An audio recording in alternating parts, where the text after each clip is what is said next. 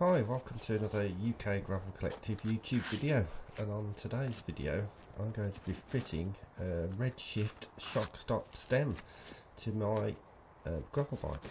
Now, I wanted to do this for ages, but the Fustle causeway does run a short stem. It's designed for one, and up until now Redshift haven't done one short enough.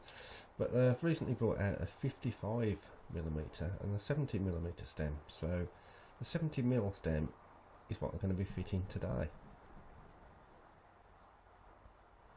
So first of all, I need to remove the old stem. So top cap, the Garmin carrier, that has to come off, and then I have to remove the faceplate. Now, the eagle-eyed of you will already spot the mistake. Well, not mistake, but something that happened and I didn't notice it at all. So, first person to spot the error, if you pop it into the comments, I'll send you a sticker. But needless to say, I rectified it by the time I had my first ride.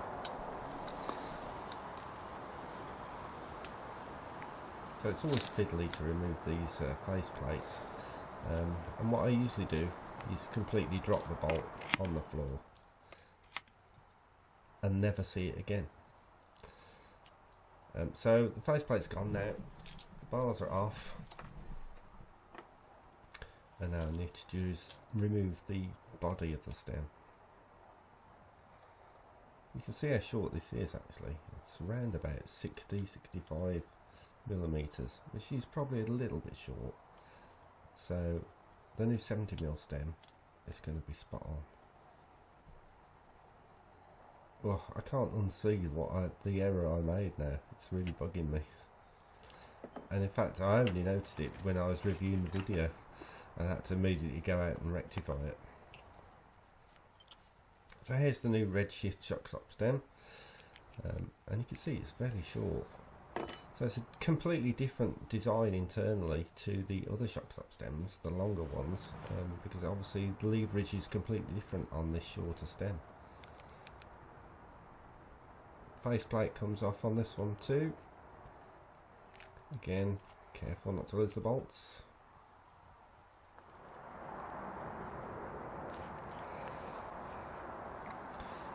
And this is a view of the inside of the Shockstop stem. It's like a little plastic carrier for the two elastomers. I set these as per the instructions for my rider weight. Obviously I'm going to dial these in differently when it comes to riding it for the first time. But you can have two different sizes or geometers of elastomer. And you get 3 or 4 in the pack, so you can just tune it to your own riding style, or stick to their guide and tune it to your rider weight.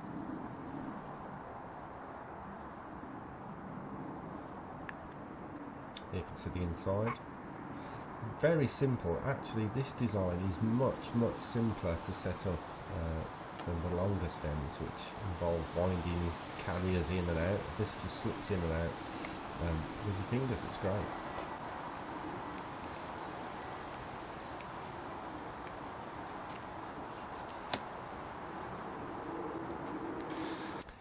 Reattaching the stem. I've taken one glove off because even though it was absolutely freezing, I found I just wasn't dexterous enough with 2 gloves on, so I had to remove one. And off camera I'll be warming my hand up. Now, okay, let's give it away a little bit. I'm having to put a bigger space on there for no reason at all other than my error.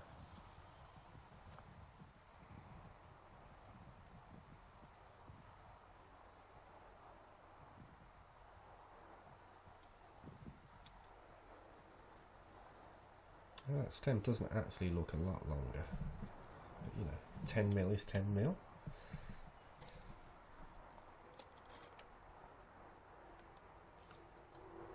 So it's important to note, if you are completely unsure of how to do this, you probably shouldn't tackle it on your own and should get a professional to do it.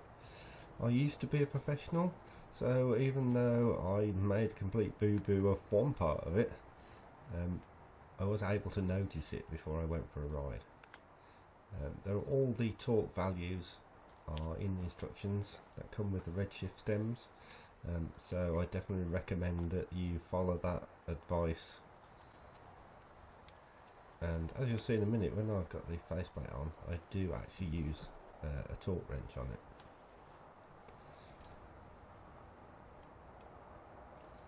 Now, I'm a bit fussy when it comes to setup, so no doubt within 3 or 4 yards of riding this for the first time, I'll probably change the angle of the bars, the angle of the stem. But for now, this is just a garden setup, just to make sure it's ready. In fact, the way I was actually feeling when I was doing this, there's no way I was going to go straight for a ride in the cold weather.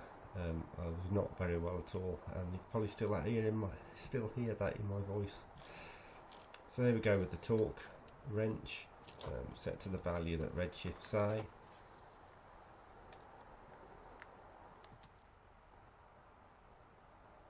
Yeah, already fiddling with it. And again.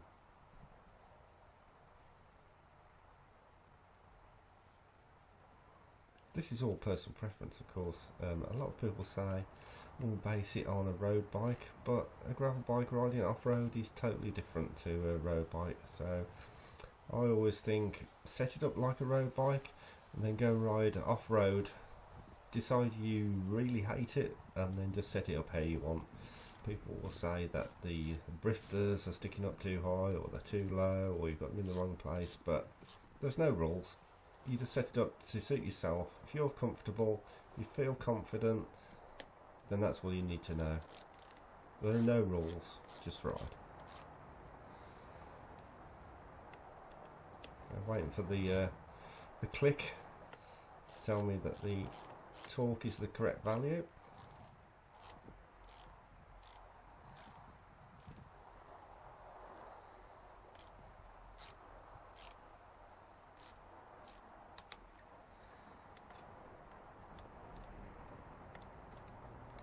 There we go.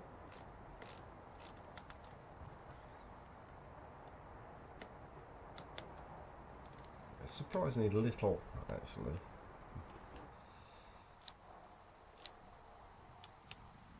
And it's as bad to over torque as it is to not torque enough. Just make sure that the gap between the faceplate and the stem is equal all the way around. Now I need to do the stem bolts, obviously, once I've got the bars straight and I'm happy.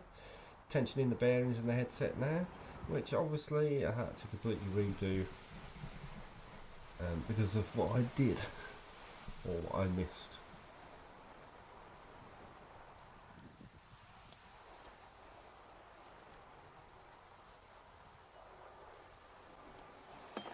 So looking forward to trying this stem out, because the Fustle causeway is probably my go-to bike of 90% of all the riding I do. It's just that versatile, it'll do anything really.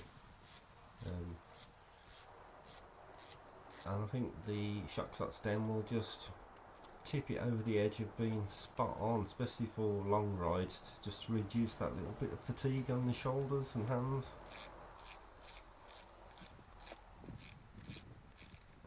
I'll put a link to my review of the original stem down below. Suspension stem, it is not. Don't think of it as a replacement for a suspension fork, it is not. It just adds a little bit of comfort.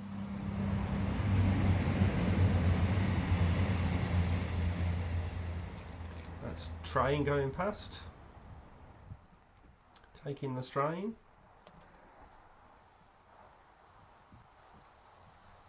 Yeah, trying to set it up with the front wheel, make sure the stem's straight. I don't know why I bother, because I am definitely going to be messing with it again when I go for the first ride.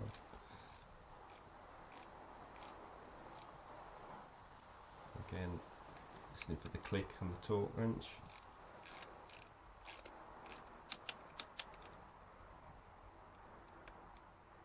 It's also worth checking all these after your first couple of miles of riding as well. Make sure that the twisting and bouncing hasn't loosened anything.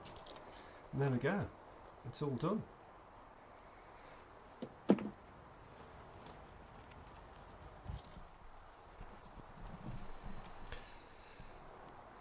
Pop the bag back on, and now we just need to go for a ride. Massive thanks to Redshift for sending me this stem. They are not paying for this video. They did send me the stem for free, and I'm really happy about that, because this bike has been waiting for one of these length stems for ages, since they first announced that they're doing them. So there you go, it's Redshift Shockstop Stem install. Very easy, simple to do, but if you are not confident or you don't feel confident, get a professional bike shop to do it for you. Well, thanks for watching. I hope you enjoyed this little video about installing a Shockstop stem from Redshift, and hopefully I'll see you on the next one. Thanks for watching. Oh, and don't forget to like and subscribe.